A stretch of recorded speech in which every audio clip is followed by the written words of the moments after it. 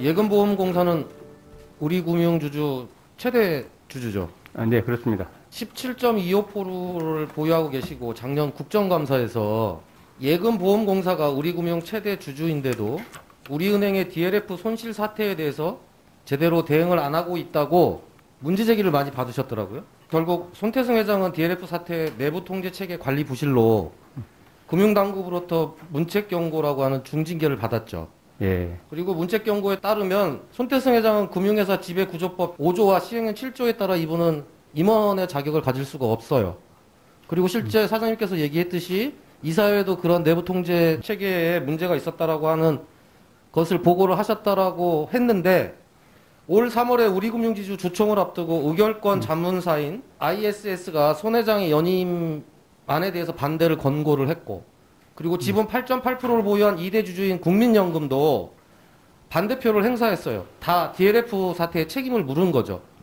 그런데 예금보험공사는 손 회장의 연임을 찬성하셨더라고요. 찬성하신 가장 큰 이유가 뭡니까?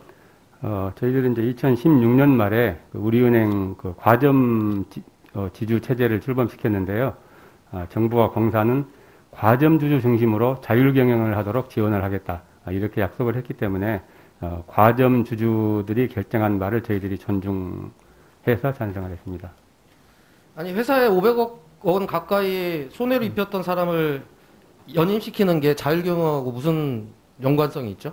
사장님께서도 우리금융지주의 내부 상황을 봤고 그리고 내부 통제 체계에 관리 부실이 있다라고 하는 것을 이사회에 보고를 하셨을 텐데 손태승 회장의 연임에 대해서 이사회에서 논의한 회의록이 있습니까? 그러면 그 회의록을 의원실에 제출 좀 해주시고요. 예, 그렇게 하겠습니다.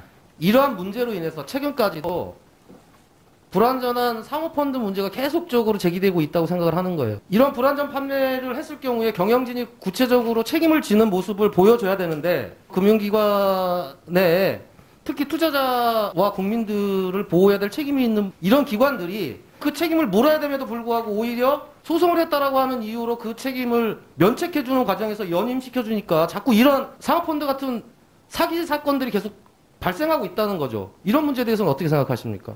연임을 이제 시키지 말았어야 되는 그런 문제인지에 대해서는 법원의 판단이 필요하고 저희들은 경영에 직접 관여하지 않고 과점 주주로 구성된 이사회에서 판단을 할 수 있도록 이렇게 지금 현재 운영을 하고 있습니다. 오히려 자율경영을 후퇴시키는 문제 아니에요? 책임을 져야 될 분들에 대해서 책임을 구체적으로 물어야 되는 거 아니에요?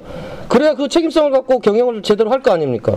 만약에 금감원이 행정법원에서 항고에서 승리하고 손 회장이 자격을 상실하게 되면 이 과정에 대한 상당한 혼란과 경영상의 문제들이 발생을 할 텐데 그럼 이 책임 누가 지실 거예요? 공공기관들이 도덕적 해이뿐만 아니라 더 나아가서 국민들에게 심각한 피해를 미치는 문제와 관련해서 책임 있게 대응들을 안 하시니까 이런 문제들이 계속적으로 발생하고 있다고 하는 문제 제기를 하고 싶은 거예요. 반드시 손해배상 청구가 돼야 되는 문제이고 그래서 검토를 하시는 것뿐만 아니라 구체적 이행 계획까지도 함께 보고를 좀 해주십사는 말씀을 드리겠습니다. 그렇게 하시겠습니까? 네, 알겠습니다. 네.